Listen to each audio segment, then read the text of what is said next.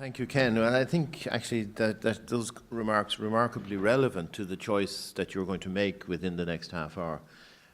This is about, trying to recommend an electoral system that fits the values of this country, and your judgment about what those values are, your judgment about the trade-offs, the sort of trade-offs that Ken talked about between proportionality, localism, some of the other things. So it's very relevant and very wise comments, I think. We have now, David, could you come back up here? We're going to move on directly because we might have a couple of minutes later on in which, if people have a chance to ask Ken questions. But before that, we have the questions that you have asked. And I don't know whether they haven't been distributed, have they? No, okay. Well, then we just have to go through them and say to you what they were and provide the answers. So the first question is, under the MMP system, is a recount A, more or less likely, and B, more or less difficult / time consuming? David, are you going to attempt that? I'll start and I'll let Michael Gallagher dive in at some point. Those of us who had the pleasure of trying to pick Ireland's favourite radio station on Friday night will have seen how the counting happens using MMP. So it does take a certain amount of time in terms of getting things up on a screen and everything, but a lot of it is done by computer. A lot of it is done very, very quickly. So a count in an MMP system actually would be faster than a single transferable vote, certainly the version of single transferable vote that we do here, because we do everything by paper.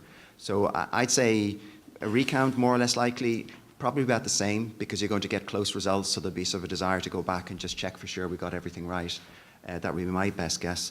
And whether it's more difficult or time consuming, I would suggest it's an extremely complex system to understand, it's extremely complex to design, but in its operation, it would be faster to count, I would suggest.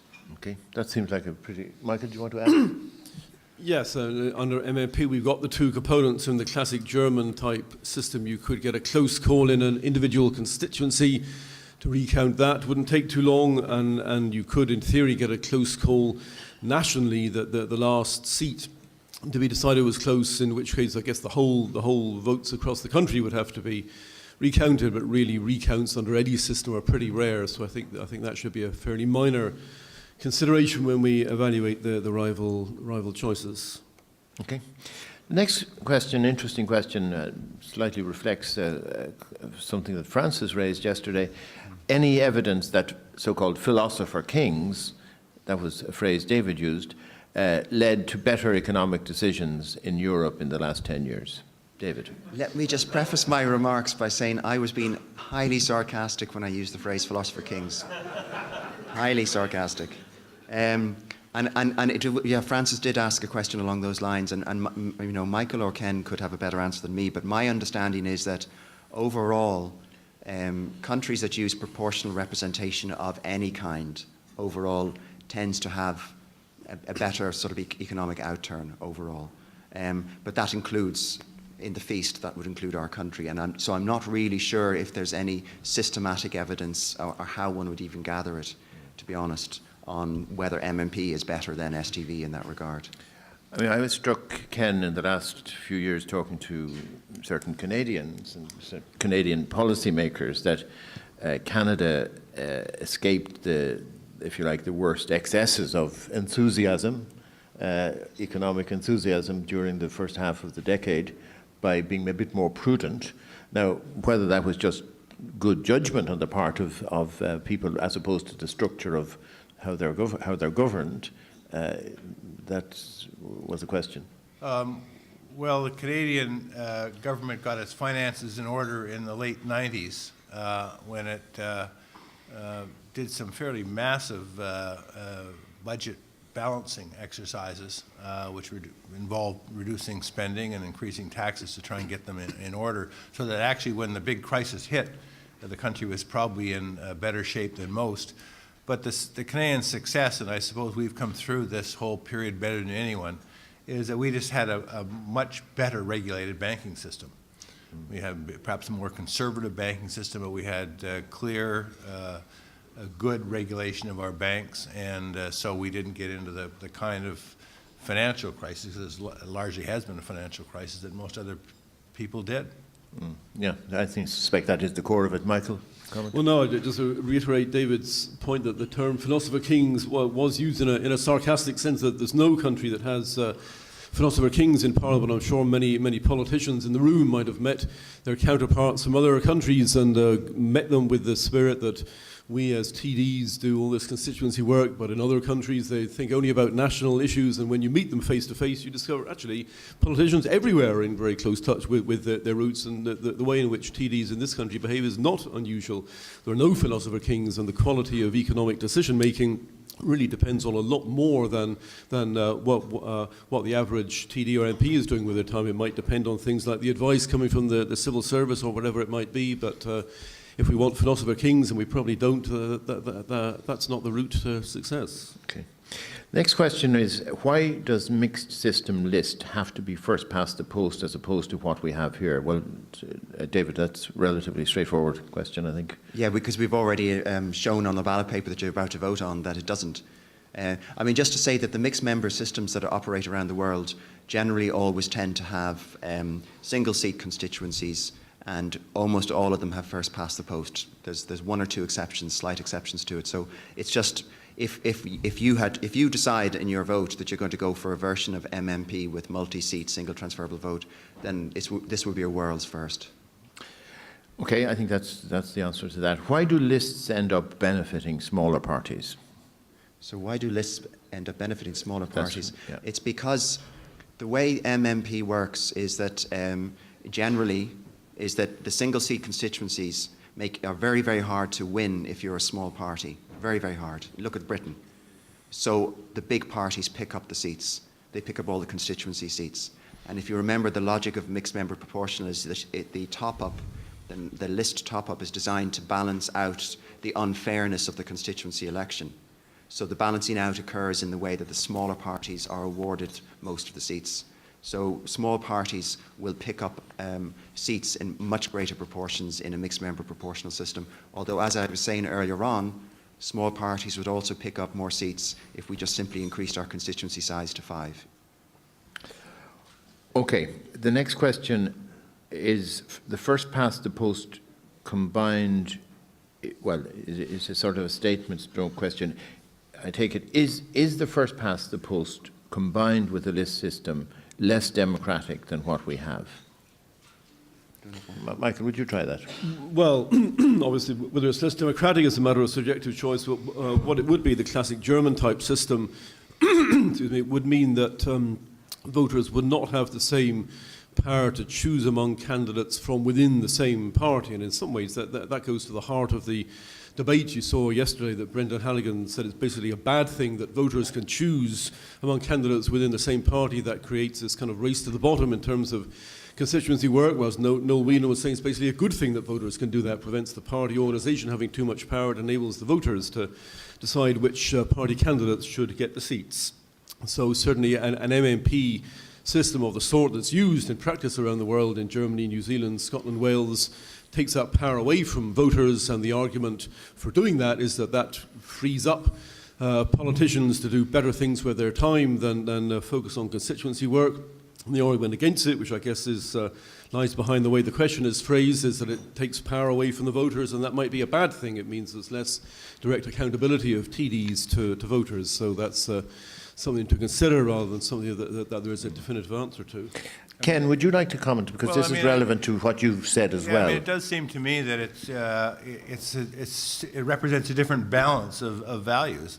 MMP is trying to, as it works, privilege proportional representation, because ultimately it's designed to be a kind of list system combined with constituency. So it's an attempt to combine proportionality in its strictest form with a curious kind of single member accountability, local representation. So the extremes of proportionality and local representation combined, minimizing the amount of voter choice. The single transferable vote is a system which probably more than any, maximizes the kind of voter choice, but there are some costs in proportionality terms. So Yeah. it's a different kind of trade-off Yeah. between those fundamental underlying values.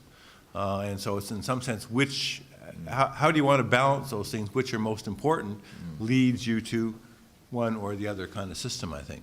That's essentially at the heart of what you are going to decide in the next few minutes. And this last question, or the second last question here, which I think was touched upon by John earlier, in the MMP system, how can it be configured to provide security, in brackets survival, for the successful candidate in the next election? David, I think you to some extent answered that earlier. I think so. It was basically John's question. Maybe this was your question in the box. I don't know. Okay, it was. Yeah. So the glib answer, but there's some truth in that answer, is the candidate needs to make sure that they keep in favour with the party leadership. But there is the other thing which came up yesterday, the question of dual candidates.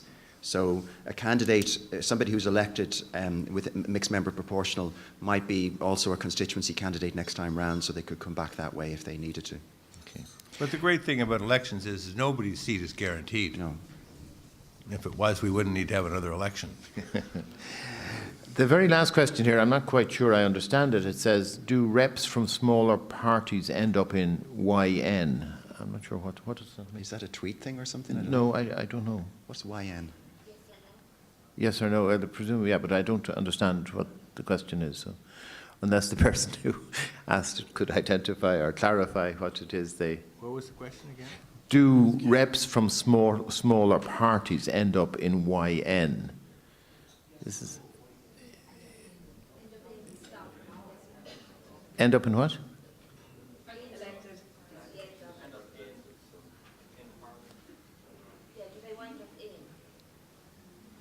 Oh. Oh, I see. Yeah, I'm afraid I still don't understand it. The question is, I guess, to candidates from small parties, do they manage to get elected? Under MMP? That's the question. Do they manage? Yeah. Do representatives of smaller parties get elected? In MMP, yes. So if the question is, do small parties win seats? In MMP, they do. They win list seats. But I'll say it again, in single transferable vote with 5-seat constituencies, the same answer would apply. Okay. Is there a comment here from John? Yeah. Okay. I'd like to put a question to Professor Carthy. Professor Carthy, you said the regulators in Canada did a very good job in the financial regulator. That has to be politically led, as well as having good staff working in the regulations departments. Here in Ireland, the politicians of all parties and all regulators let the people down badly. What was the main difference between the structures in Canada and Ireland, and is it down to personalities or the whole structure of Canada? Well, I mean, the superficial answer would be that, you know, Canada is a country run by Scots Presbyterians, and that there's a long tradition of fairly conservative banking and bank regulations. I mean, we live next door to Americans who for many years didn't believe in national banks, and with national banks weren't allowed to exist. And so this is kind of this long proliferation of thousands of banks that there is across the United States. Well, there's only 5 or 6 big national banks in Canada. They've been long time regulated by the government, by the Bank of Canada. They are, by their nature, relatively conservative beasts in terms of the wider world. They were operating in a strong resource economy, so I think that there was a kind of constellation of factors. I don't know if there's any kind of moral virtue in Canadians. I think that there was just a kind of historical tradition of conservative, cautious banking and bank regulation that we had in place. And we happened to have a government in the 1990s that decided that they had to get their books in order because we did face some serious fiscal challenges, so we were in good shape. So Scots Presbyterianism and getting the economic cycle, being out of sync with the Well, I economic mean, cycle for I the rest wouldn't of the offer world. that as a general law of public life, but. But I mean, it's, yeah, you're talking about, again, deeply held, and it does go back to electoral systems as well. You know, you have a tradition in Canada, which is not surprising you're prudent, and yeah, that's it. Well, we probably are the least adventurous country in the world in terms of election law and election change. Yeah. You know, we don't do anything very dramatic or change systems. I mean, the Australians are the great experimenters. They're prepared to try anything and experiment and are very vigorous. We're very slow and cautious. Okay. And, you know, it's said that Canada is a Catholic country run by Scots Presbyterians and Australia is a kind of Protestant country run by Irish Catholics. And there may be something in that difference. Okay. Okay, I mean, we've reached actually coffee time. I don't know where, are the ballots ready, David, do you know? I believe that as we're talking, they're being translated and They're printed. being translated at the moment. So I think we'll break now for coffee. The ballots will be distributed in the next few minutes. And could you please, and you'll obviously want to take time on this, but you do have half an hour to both complete your ballot and have coffee. But we will resume at 12:15. Thank you.